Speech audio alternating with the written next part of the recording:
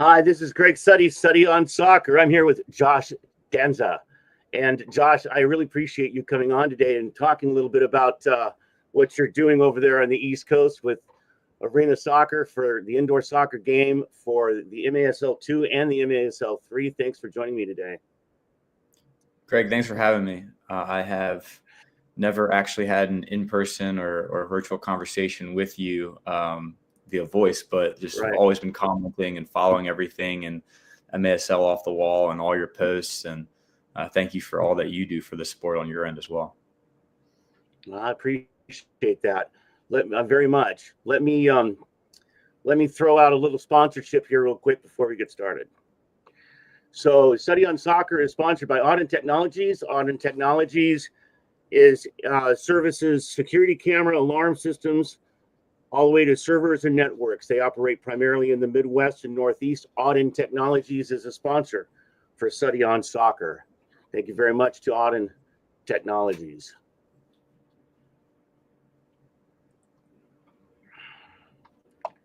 So there we go. And I have you back. So Josh, you're a busy guy.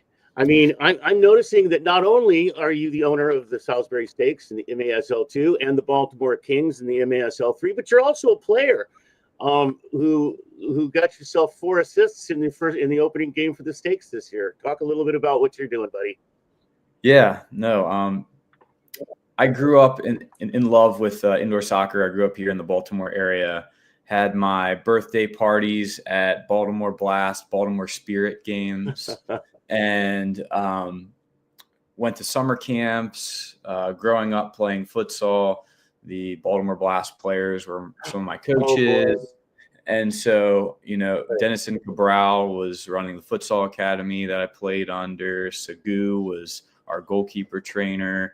So, those guys, like when you're a little kid and you go out to a game, no matter what level it is. And in Baltimore, we didn't have an MLS or USL or other teams. So, but no matter what level it is, if you're a kid and you go out and watch grown men play and being slammed up against the glass and there being like fights and altercations and the music playing, it was just a huge event that I fell in love with. And it was so different from outdoor soccer. And I grew up playing outdoor soccer, futsal. Throughout the winters, every once in a while, we jumped in an indoor soccer league, but, went on to play soccer afterwards in college and beyond that. But I was always just drawn back to futsal and indoor soccer, the small-sided version of the sport. And, one of the things that I believe that our sport has that's so different from the outdoor sport is like the event nature of it. The music playing during the game, the combination of different sports. I mean, I don't have to tell you, you've been out to enough games, but I love sharing with people that don't know anything about indoor arena soccer about it. And, telling them, hey, come out to a Blast game, come out in your region, like look, see what teams are around. And now that this minor league in MASL 2 and MASL 3 has expanded a little bit, there are like closer teams that I can refer people to around the country. I'm like, hey, go check out this MASL 2 team in the Midwest. Wow. And it's something that, you definitely have to love to continue to do. And I was fortunate to be able to have that love at a young age. If you asked me when I was a kid, what do you want to be when you grow up? And I said, I just want to play soccer. Right. And obviously I do more than that now. But one thing I think was a little different about me too, was I wanted to know like what was happening behind the scenes, like how all this worked, right? How this was all organized. Throughout my career as I traveled and played, I was always interested in how the team, is this team like actually making money? Like how who's actually doing this stuff? Because as a player, you just show up and play and that's right. And a lot of teams I played for, you mentioned before we jumped on here, teams in the PASL. I played in the PASL. I played in MASL. I played in the lower leagues throughout the United States as well. And, it's something that, a lot of these teams, they do it because they love it. The ownership loves it. Players make sacrifices. Everyone that's involved with the sport makes these time and financial commitments. So I'm lucky that now going into our 4th year with the Baltimore Kings, this is our 4th year in the MASL 3. Last year, before the big merger, we were looking for more teams in the league because we had a 5-team league, and we had 5-team league going on 2 seasons in a row. So going into year 3, we were just interested in other markets. At the end of the year owners meeting at the championship game, I just mentioned, hey, look, there's a few places that I know, like indoor facilities that could be interested in hosting a team. Our sport it's hard to find indoor soccer like MASL 3, MASL 2, not only arenas, but also availability and time, right? This is a very popular time of the year for the kids to use a lot of that time. And was fortunate, reached out to a facility in Salisbury. It's 2 hours away from Baltimore on the Maryland Eastern Shore, right on the border of Delaware. People who aren't familiar with the area have no idea where it is, but it's an awesome little town that really loves sports, and they don't really have a lot of minor league options. And they were really excited about the possibility of bringing a team there. So I just casually brought it up in the ownership meeting, and we pursued it. And I figured some of my players made like an 1.5-hour drive over from Baltimore. So I just figured, I said, hey, you know what, we'll throw a team over there. I'll go ahead and put a second team in the league and, see what happens. Like worst case, some of the guys that play for the Kings can go play for them that live in that area. And, we can put another team in the league. And I was so shocked of how quickly things just grew, how much the community picked up on it, to the point where, we had people reaching out to us here in Baltimore, since like Nice. we're not the Twins, we're not the Orioles, we're not the Blast. Like no one really, like outside of our like little circle, not many people like invest and care in our results and what we do and what goes on. But like, given that this was like one of only a few minor league teams in the town picked it up. Local television station picked up the games and broadcast them live on TV. Yes. Fans would come out to the games where we're like, we can't fit anyone else in here. What are we going to do? The owner of the facility is showing up wearing a bear costume with a steak necklace around his neck. Jeremy Norton. And like I have like these players from around the area that are just like all joining in and buying 100%. So like last year, it was just like, it was a shock. And every time the Kings played the Stakes last year, I just sat out and I played for the Kings last year and just sat out and watched. I was like, wow, this is pretty cool. And this year, with MASL 2, we made the jump to MASL 2 to be able to. We thought that we'd be able to compete at that level. We thought that also there is a lot that we do behind the scenes as well that could help us continue to grow and making this jump. We only played 1 game so far, but we were competitive against a team that has a lot of guys that played in MASL 1. That play on the futsal national team, probably names and people that you're familiar with as well. Right. So it was, it was kind of a no-brainer to make this decision to have it. But now, like, doing double duty with both the Kings and the Stakes, it's fun. You definitely have to love it because it is time-consuming. But I'm fortunate to be surrounded by people in Salisbury and Baltimore that have the same passion that I do. Here in Baltimore, we have an advisory board between Gavin Boyer, Tommy Humphreys, our captain, David Beretti, Jack Frisbee. And then over in Salisbury, like I said, we have a lot of guys that are committed, from the owner of the facility and Jeremy Norton, the GM, Adam Manning, as well as our other like player coaches, Johnny Palatar, who's our goalie, who actually scored our first goal this year. And then David Burnell Clark. And it's just like, it's a community of guys that love it as much as me. That hold me accountable and also want to see this grow. So I'm fortunate that people have picked up and love it as much as I do, if not more. So we're about to hit the meat of the season here with January coming up, and obviously with Christmas season as well. There's just always a busy season.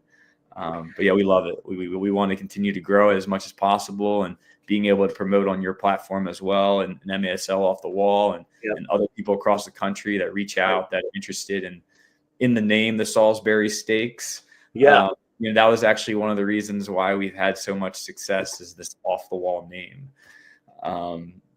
which was complete luck. I don't know. That's right. The story at all.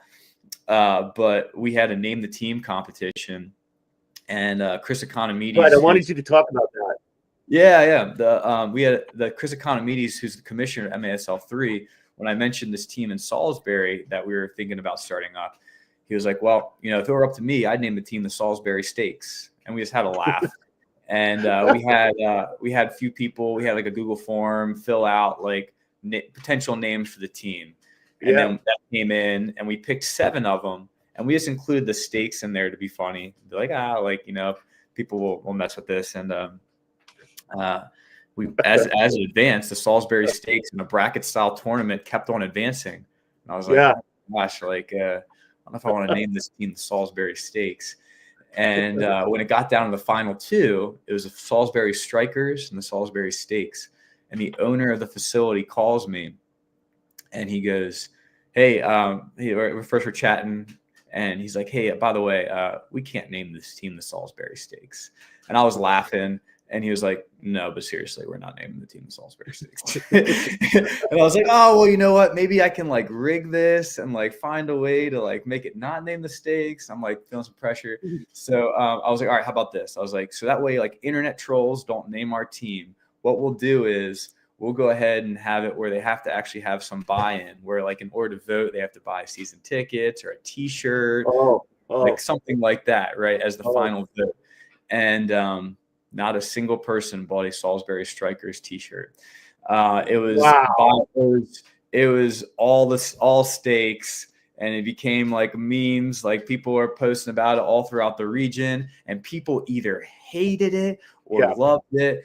And I think that was so polarizing about it. And people are commenting, no matter how good this team is, we're going to go out and support every game. It's all over these different pages and being shared, and it blew up and it was on the news, and like way bigger than like any sort of like coverage we've ever had with the Kings. And it was just like we were in the right spot at the right time, and the fans supported it and loved it from the naming of it. And the owner of the facility called back and was like, once I saw the logo, I can get behind that. He's like, I think we can do this to make it fun. And I think ultimately that's what like, the thing that I like too, like the Utica Riggies, they had like the one day where they had it fun. And like, I think that's what, like, we get so like caught up. We're in this bubble of people that love the sport. And like, we're so focused on like the serious nature of it. And I'm serious about it as well, but we tend to forget like the minor league, like culture, and how like teams like the Savannah Bananas and all these crazy minor league like gimmicks in order to make people care about it are huge. And for us, like we've firsthand witnessed that, like sometimes I find myself taking myself too seriously in this, but also recognizing that like, hey, there's a certain balance where you can still take it seriously, but then also be able to continue to promote this sport to a younger audience or to more people that maybe don't even care about soccer, that don't like 11v11 soccer, but might be drawn to a party where like people are blowing horns the entire time and music. And, like I said, there's a guy with a steaks necklace dressed up like a bear, and people that paint dressed up as cows. And, by the way, there's a soccer game going on. Right. By the way, luckily, the facility that we play at, Crown Sports Center, they have climbing walls, they have bounce houses, they have like laser tags. So like we can kind of have like a built-in like fun environment at our games as well, even though we don't play in an arena or a big facility. So, but yeah, all that to say, there has to be that love, that fun nature of it, especially at the minor league level. We've gotten lucky with the Salisbury Steaks. But, I have to ask you, do you have a food truck in the parking lot that sells Salisbury Steaks?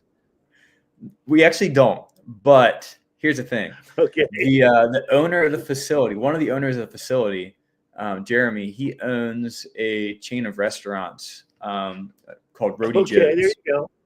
And in the facility, we have a cafe. It's called Strikers Cafe, which was actually like funny to like, hey, you can just name the team the Strikers, and like that way, like it's with the cafe name. But that's also like there is an MASL 1 team called the Strikers, spelled a little different. But so anyway, so with the cafe there, they sell a bunch of food, and we're able to get people that like. I mean, we've had a relationship, obviously, with Roadie Joe's as well, and we haven't actually sold steak at the game, but you never know. We got some home games coming up. Maybe we can do that. Well, let's talking about home games and games that have been played so far. You guys have played, the Salisbury Stakes have played one game so far. That was against Spice City. Now, in that game, Josh Danza got 4 assists, which is pretty outstanding. Unfortunately, you didn't get the results that you wanted. But talk about, one of the things I wanted to mention is, unless I saw something incorrectly in the schedule, you are almost a month between that game and the next. Is that correct? Yeah. Now, with that, with our 4 teams in the division, we try to space it out based off of venue availability. Obviously, MASL 1 schedules, as you know, like I'm very involved in MASL off the wall chat. I can see stuff. People are like, "When's the schedule coming out? When's the schedule coming out?" Like, so for some of the teams, like, you know, they have to book. Not only are we waiting for the M1 dates, but then the M2 teams fill some of those in because Utica has an MASL 2 team in our division. Baltimore has an MASL 2 team in our division.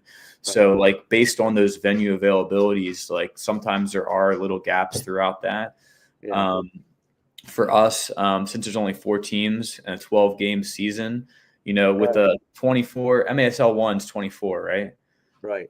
With a 24-game season, like, it's, you know, you're playing very frequently, where a 12-game season, sometimes there are gaps like that at this level. Right. It's funny you say that, because the Kings, we just had a game on Saturday, and our next game is not till the end of February. I saw that as well. November 24th against Nova. Yeah. Well, something to add to that. One of the reasons why there's some gaps in that is, like, so we don't play in these big arenas. We play in like rec centers, like, and throughout January and February, every kid's youth team wants to come indoor for soccer, for lacrosse. Are you going to give this one-off rental to this, like, minor league team that gets some people out to their games? Or are you going to give this consistent renter that wants it for, you know, 10 weeks straight? And so the reason why we first started our season, you know, we'd have, like, there are times where, like, 9:30 p.m. kickoffs, and, like, it's hard to get people out to games like that. So, like, we've opened up the season where it used to be just January, February, and you just play your games back to back to back every weekend, and sometimes have a double weekend. But we opened it up where now we started games in November and run all the way to March, which helps out significantly, because you'll see a lot of games early in the season and a lot of games in March, because like, all the teams in March go outdoor. Now, in San Diego, maybe that's a little different, and, like, teams coming indoor throughout the winter, I don't know. But up here in Baltimore, where it's like 28 degrees right now, like, it's hard to get little kids that want to go outside. So yeah, we do experience that. You know, we do, you know, with our club, with the Kings, we do a lot of futsal. We travel a bit and do that. So we fill in those gaps. We might do a few friendlies. But, you know, with that, you know, the stakes train twice a week. And we try to make competitive, like, inter-squad games to help fill that gap. Our first game against Spice City, we lost 12-9. But as I mentioned, it was encouraging because we have some guys that have played at the MASL 1 level, that were on the team that we played against. And, you know, I think that was eye-opening to some players. We watch a lot of MASL 1 games. That's one of the good things about being attached to MASL 1 is, you know, we can watch all the games on YouTube, and we have some film sessions where we're literally just watching these games, and they're just it's an education process, even a rookie at the M1 level. So, like, we're dealing with overall just a relatively lower level of player that might not have grown up going to blast games, that might not have. I see Dominic Cicluna in here making messages, right? So with that, you know, like, there are people who have this tie-in, and, like, even being able to connect with people throughout the country, like Dominic, and see, like, you know, they've competed at all the levels, right? M1, M2, and M3. So they know, like, the love that it takes to continue something like this. And I'm just glad that now with the new merger, you know, for the first few years, it was just a few teams in our region, And now, we have over 20 some teams, Right. for MASL 3, MASL 2. Obviously, a lot of top MASL 1 teams have M2 teams. So hopefully we're able to continue to promote our players, continue to promote the sport. There are guys, like myself that are on their way out that, used to play at a little bit of a higher level, but are on their way out of the sport. But we also have guys that are on their way up. And this is a way that we can mentor some of the younger players and maybe get them opportunities to play one day. So, Josh, one of the things I wanted to talk to you about, you mentioned that the Salisbury Stakes moved up to M2 this season. What is involved? I know a lot of fans are always asking, why don't the Wichita Wings move to M1? Why, what does it take, to get to make a move? Because relegation doesn't exist. It's not the kind of thing that you're moved up on your by the league. It's something that you either have to decide, either move up or move down. What is involved in that from your standpoint for your team? Yeah. I think one of the biggest things is cost, and you have to be able to have a solid budget. I'm generally pretty conservative when it comes to just my fiscal responsibility, and don't want to commit to something unless I know that it's going to end up being worth it.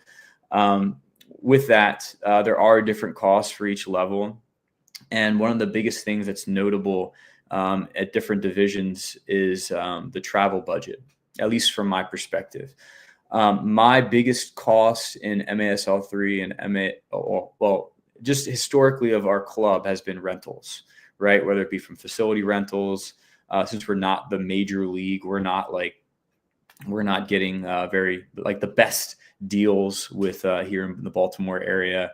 But with that, we've realized that the travel budgets of a lot of these teams it's a lot, right? These teams are paying players. These teams are traveling across country and then coming back the very next day and playing a game, and the manpower to set up, some of these facilities, they're setting up the fields before games.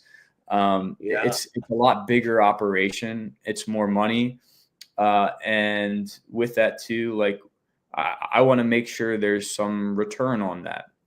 And for us, I have a wife, 3 kids that I'm around as well. The time is also, I'd say money and time are 2 big things to make that sort of jump. And you see a lot of teams that play in MASL 1 that are traveling so much. It is a lot of time. It's a time commitment for players. And if you're not paying those players, there are a ton of cash prize opportunities here especially in our area. It seems like every weekend there's cash prize tournaments going on, and even some cash prize tournaments that M1 players are playing in throughout the region. And if you're not paying players to travel for 6 hours and you're maybe just taking care of costs, they might say, hey, I'm sorry, I really want to play at this level and be seen, but I have other options. So with that, the budget has to be there. We don't have the budget to be able to move to the M1 level. And also just the requirements, the standards are higher. Even in just moving from MASL 3 to MASL 2, things like ref fees are more, the overall travel budget goes up. And it's something that you want to make sure to know all of these things before making this commitment. You can't just think, I'm going to pay the league fee and jump in and everything's good. It's good to have an example budget. There are some owners in the league that have reached out to me too and asked hey, what's your budget look like? And I'm more than willing to help other people that want to be able to start up in their area. But with that, it's something that does require an idea of how much all of this is going to cost. MASL 1 is awesome. I'll continue to support as a fan of M1 and do everything possible to promote players to M1, but that's not on our radar to ever compete at that level. It does require a significant amount of money and time that we just don't have. How about also the roster, the skill on the roster? So you take an M3 team and you move it up to an M2 team. What you were saying earlier, you were pretty confident that you could compete at that level. And from the example of your first game, you are competing competitively at that level. But is that a concern going in before you actually take the field? 100%. With that being said, I'll touch back on that a little bit more in detail in a second. But with that being said, you'll see that a lot of teams, regardless, whether it's indoor soccer or outdoor soccer throughout the United States, you'll see teams that win leagues and then fold the next season. And Absolutely. They might be so focused on winning that this be their number one goal, and they're overspending, and they get caught and they realize, oh my gosh, like I was following my heart and I was not making smart decisions, and then fold the next year. So we want that balance, right? So competing, right. And being able to compete at a level, like even after our loss the other day, it was 12-9 loss. The fans were coming up afterwards and like, that's great. Like, even though you guys lost, like, no, right, like, we're still here, right? Now, if you're getting blown out, right, that's a completely different story. If you're losing every single game by like 20 goals, it's just like, this might not be the level that makes sense. With that, though, in the jump to MASL 2, I was confident that we could take some of the top Kings players as well as some of the top stakes players with the jump 2 of being able to just tell people, hey, we're playing at a higher level, be able to pull some other guys with some experience. And that's actually proven true. We've taken a core group of the stakes from last year. We've filtered in some Kings guys, and then also some new guys that have come in because they see the jump. They say, oh, this might be a little bit more like, this might be something worth my time. Not saying it's not worth people's time before, but people have to make those hard decisions, right? Is it worth me traveling and doing these things away from my family, or not working on this day and going to this game? Because everyone at this level has jobs. They're either in school or they work, right? And, with that, we also have guys that like are very capable of playing at the top level of M1 that are like, hey, like I have a really good job and this is my career and I've been doing this. And to me, like soccer is still really important to me. It's more important. Like I'd rather do this than play in the local men's league. So it's a way to find that balance for them where they still want that brotherhood of playing on a team and training together, but it not being 6 days, 7 days a week. And I think that's where we've kind of found our niche of guys that have given us success. So in building the Salisbury roster this year, it did require me reaching out to some people and like reaching back out and say, hey, look, we're competing at a higher level now. I'm interested in you coming out. But the core group of guys that we had with the stakes could really compete last year. We had a really good line one, not to discount the guys that play for us still, but line one, there was a little bit of a drop between line one and line two. And I think this year we can confidently say that like there isn't that drop, which is nice. So, cool. So with that, we have a couple games coming up here, and I guess we'll see how we do. So I find it interesting that I think it is a unique distinction for Baltimore specifically to have representation of all three MASL divisions, M1, M2, and M3, the Baltimore Kings being the M3 representative. How far away from Baltimore is Salisbury? Salisbury is around a little over 2 hours from Baltimore. I really? live, if you draw a triangle between Baltimore, Annapolis, which is our capital where the Naval Academy is, and DC, I live right in the middle of that triangle. So I drive to Salisbury every Thursday for their practices. They train on Tuesday, Thursday. I drive down on Thursdays. And then I guess like it is a little bit, it is a hike for some guys. Some guys from the Baltimore area go make that drive consistently. And there were guys for a long time. This is our 9th year as a club. There were guys from that area that were driving to Kings practices for futsal and outdoor stuff that we were doing previously. So, it's a time commitment, like these guys, if you're driving 2 hours there and then you're practicing for 2 hours and then you come home, like I'm getting home at like 2 o'clock in the morning and then have to wake up for work the next morning. It's sometimes you say, hey, maybe this isn't worth it. But for me, like as of right now, I'm still doing it. So. what is your relationship as the M3 team in Baltimore? What is your relationship with the Baltimore Blast and the Baltimore Arsenal? So I know a lot of people over at the Blast. We were an affiliate of theirs for a few years. Had a little bit of a relationship where some guys got promoted up. Now that they have the Baltimore, a couple years ago when they added the Baltimore Arsenal officially, they now have their feeder group of guys that are looking at. It's kind of, to be honest, we're in a weird spot where, like, we want to promote guys to the next level. Right. In MASL too, like, the reason why Salisbury made sense was we can't obviously make the jump here in Baltimore. So with the Kings, we'll continue to showcase them in all different ways. We'll look to continue to promote guys through the stakes even. But yeah, no, I'm like I said, I grew up watching the Blast, watching like Mike Stankovic. I used to go to Mike Stankovic soccer camps, like outside of Baltimore Spirit camps. I remember he was a player coach. Even just there were a lot of guys in our area. Like I coach local girls high school varsity soccer. I'm head varsity coach at Annapolis Area Christian School.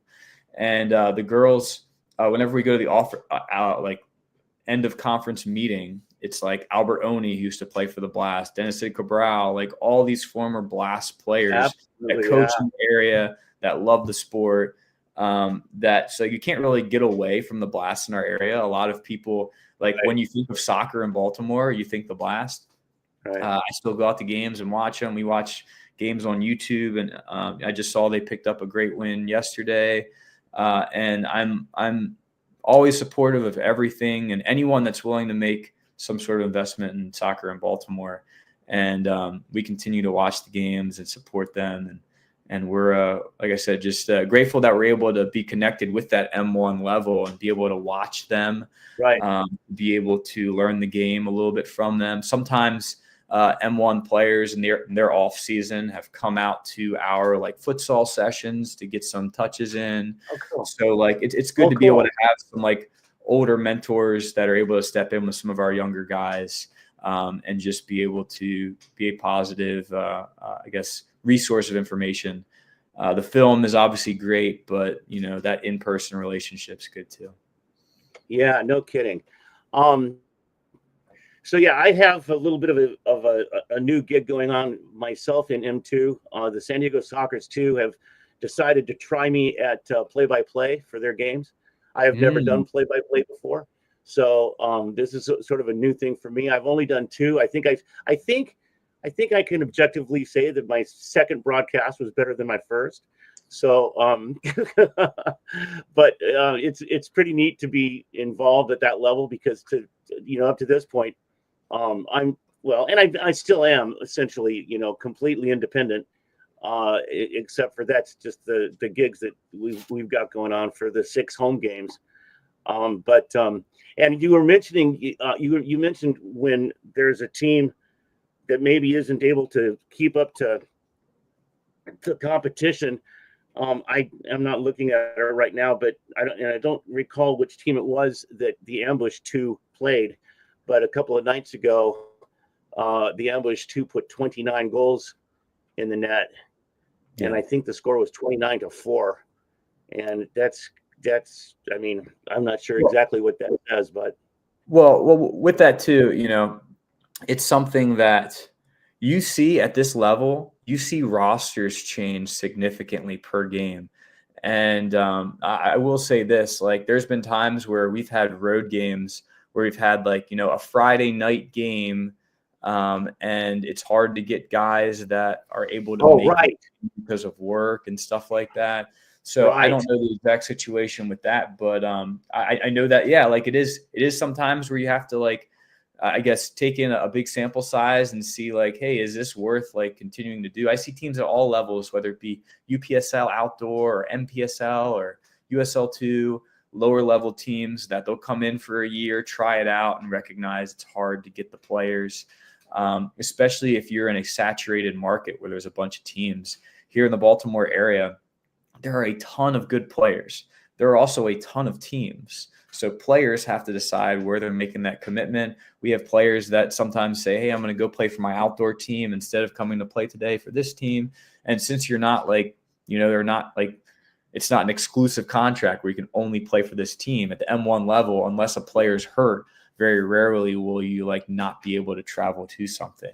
I did want to say that I did watch your broadcast MASL too, and I did see a post that you had talked to Omar Labiki afterwards. And it's funny because actually earlier this year we went to Colombia, and he is a very good futsal player as well, and played up in Detroit for Detroit Imperial in their winter futsal league. So when I saw that he was in San Diego, I was hoping that he would connect with you. But yeah, he's a very good young talent. Yeah, I'm looking forward to see his development. It was Dominic Scapuna made the recommendation. He said that he had some connections with the Detroit Waza Flow organization, and he was pretty fired up that the San Diego Soccer signed him. He very confidently told me, Omar very confidently told me that he'll be moving off the M2 team and be on the M1 team shortly. So he's very confident. I love the kid. Omar does not lack confidence. He does not lack confidence. Made right. I got that. He's really easy to talk to. Really excited. I mean, he knew me, of course, and before just by on site. So it was really cool. And he scored a goal in the game, and he was a force throughout the course of the whole game. So yeah, no, that was pretty fun to make that connection. And I did that. I had that photo taken specifically for Dominic, to let him know that we made the connection and we got together and talked for a little bit. So yeah, that's Dominic was in Colombia with us as well. I want you to talk to me a little bit about. Oh, was he really? Yeah. It was Omar and Dominic. Wow. So yeah, Dominic's a legend. Actually, before we move on, I always got a quick Dominic story.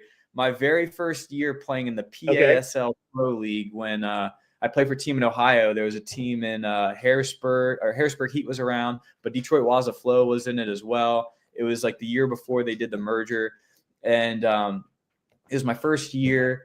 And I'm playing, and this guy scores a goal and goes up. I've never even told Dominic the story, but he like goes up to the crowd. He scores a goal at our home game. And he's like, "Hey, not bad for 40, eh?" I was like, "That guy's 40?" I was like, "What? He does not look 40."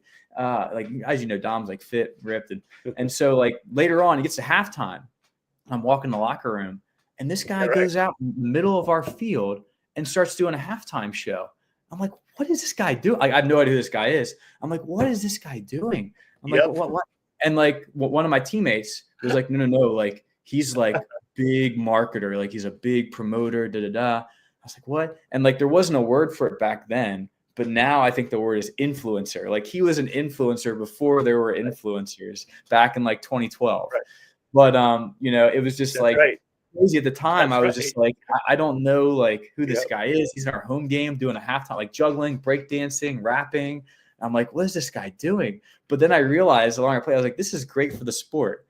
Like, this is awesome because people will come to see him. They know him. But we were down in Colombia, Omar and Dominic, and we were catching up in some areas. I hadn't seen him in years. So, but yeah, no, that's another great connection there. Well, and it's interesting too. I had him on last week, and one of the opportunities I had was to share the experience when he and I met, and the way that we met was unlike anything that I've ever. I mean, one of the great things about arena indoor soccer is the availability that fans have to the players. There's an active chance for the fans and the players to interact, and the players are down for that. They just don't walk away, and they're all engaged in this interaction. So I was at this was PASL, and I was in the stands early before most of the fans got there for a game between the San Diego Sockers and the Detroit Waza Flow. And this flamboyant cut dude with his long hair comes jumping out of the off the field into the stands, and I mean, enthusiastically invites himself over face to face to everybody in the stands, one-on-one, and introduces himself to every one of the people, goes from one to the next in San Diego. I mean, I kind of get that if he was doing this to his own fans, but these are the guys that are going to be rooting against him, in San Diego. And he and I hit it off pretty well then, and we've been friends since then. It's fun. It's a small community, and it's good. It's good to have opportunities like today to get a chance to interact with the people that love the sport so much and are doing what we all can within our wheelhouse to promote the game and keep it going and make it a fun and an exciting event for everybody. And it has a different feel when you go to a game. It's different than going to any other sport. There's something different about it, and maybe something about the way that the fans interact with the players is one of them. Before we go, Josh, I want you to tell me, what is the Pro Soccer Alliance? Yeah, so I have a lot of different ideas and things that always float in my head. I don't always execute on all the things that I want to do. And actually downstairs I have a box of things that I'll randomly be really inspired and write down things I want to do. And then all right, I probably got to come back to this later because I got to execute on something else. And I'll put it in that box down there. But ultimately, we realized early on in creating Baltimore Kings were the first official team that I'd started. But even before then, I was 17, 18, 19 years old, putting teams in futsal tournaments or indoor tournaments. Throughout college, we were playing U23 leagues. And I just always wanted to be able to offer more opportunities for players to play. And sometimes there were guys that were overlooked that maybe weren't top-notch guys with big resumes, but given there were just limited options in the area, that if you didn't play for the one USL 2 team in your area, it used to be called PDL. If you didn't play for the one PDL team in your area, then there really wasn't anything else that would help promote you. So I would enter these teams in addition while still playing in these USL 2 MPSL leagues. I'd start up teams and we'd enter tournaments and go play in. And it'd be a lot of no-name guys, but guys that I had confidence in, where I was this is a top JUCO player, a top D3, D2 guy that just needs a look. And from that, I always want, even I went and played after college and then got back here to Baltimore, and we started up the Kings, and we quickly realized that we had a ton of players that were more if you make an 18-man roster, it was really hard. And I was I could make a 36-man roster and not be able to tell much of a difference between the quality of players. So given that we were into promoting players and, offering them opportunities, we were playing against DC United's U23s, playing against, USL teams to other minor league level teams and helping get players opportunities or local colleges, we decided to start up multiple teams. So, with futsal, we have the Baltimore Kings, the Washington Fire, the Eastern Shore Impact. And when we start up these teams, we would organize them pretty much almost like planting churches, right? We'd organize these teams and give them kind of the budget and the way things are supposed to be done, and kind of let them, while still mentoring them and letting them know that we can still help. And then what that also did was being able to promote a lot of those guys to the Kings or other options if we were going to play in a higher league or a league outside of what those other teams are playing in, being able to have that upward mobility. So even though we have the Kings in MASL 3, we also have a bunch of other teams that compete in other local leagues with futsal and outdoor soccer that look to play for the Kings to get that opportunity. Just because if I have a pretty decent sized roster with the Kings, but even at the end of the day, when I make a 16-man roster for the games, it's really hard. And so making sure these guys are getting game time, making sure they're doing other things off the field, and want to promote these guys. But ultimately, Pro Soccer Alliance is just the umbrella of all the soccer and futsal projects that I have. We want to continue to promote players, and sometimes that's something that is a process for the guys. And we have guys that play on the Kings now that have been in our organization for 8-9 years, and it took them like 4 or 5 to make it to the Kings. So even though the Kings are not like the best team, we don't have the best players. I hope this doesn't hurt any of my players' feelings, but I'd say we're kind of like a team of like all-star misfits. Like we have the guys that like didn't play college soccer, the guys that maybe played and then left the game and then came back. We don't have the All-Americans or the players that, play at the highest level.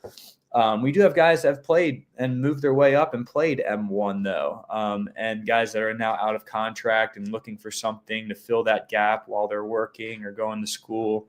So with that, like I'd say that like our mission as the Kings has been to create a platform to showcase talented players that are overlooked and being able to showcase them and provide opportunities to play at higher levels, whether it be on or off the field. We try to do a lot with like job placement as well. When there's openings and jobs in the area that we know of, employers that we know of, some of these guys, when they graduate college, help them in different ways with coaching opportunities as well, ways they can make a little extra money. Wow, cool. Because, it's sometimes hard when you play this sport your entire life, whether it be to U18 or through college, and you get done and this thing gets ripped away from you. That's been a piece of you for so long. It's really hard for a lot of people to manage that. And some people go and play co-ed, they go play men's league or something. But for a lot of these guys, they want something a little more than just showing up at game time and playing. They want to train and compete alongside like their brothers. And one thing that we've been really grateful to be able to build, both in Salisbury or both in Baltimore and now growing as people are seeing in Salisbury, is that brotherhood of guys that want to compete at a little bit of a higher level.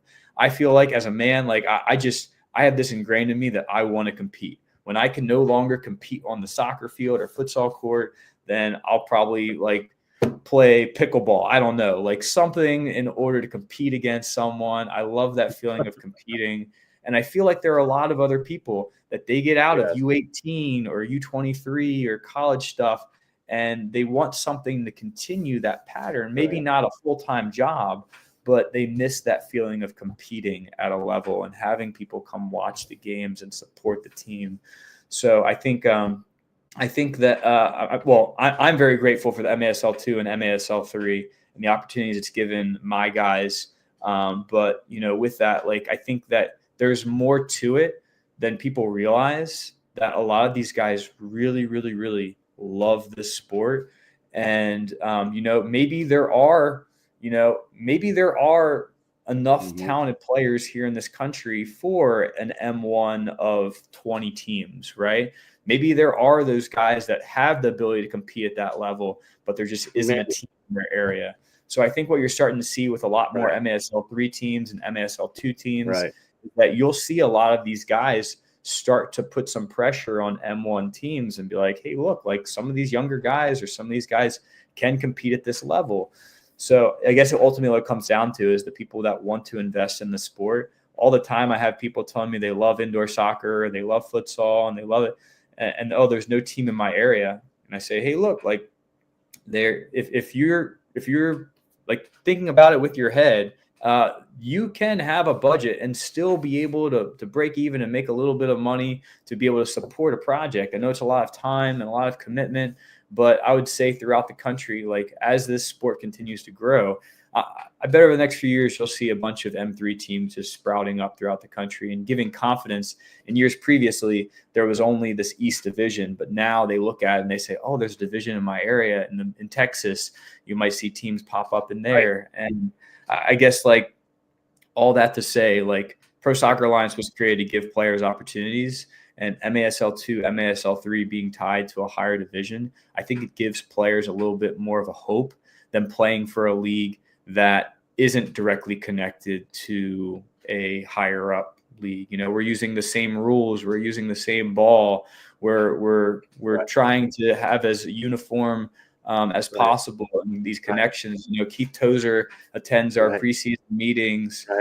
We're in connection with some M1 teams. So overall, for us, like, we want to provide opportunity for players that have been overlooked, and continue to follow the M1 level and learn as much as we can.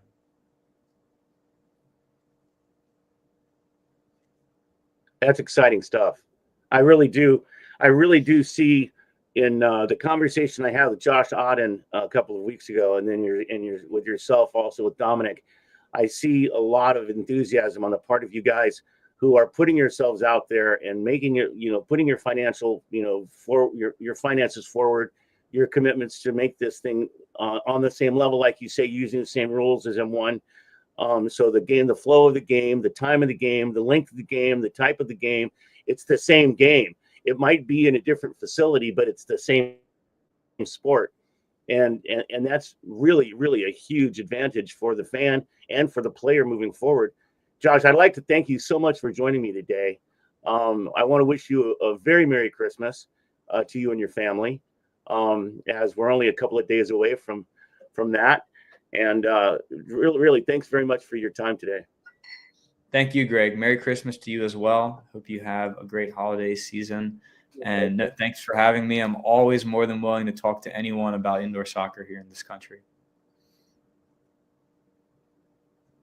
I appreciate you, buddy. Thank you very, very much. Have a great one.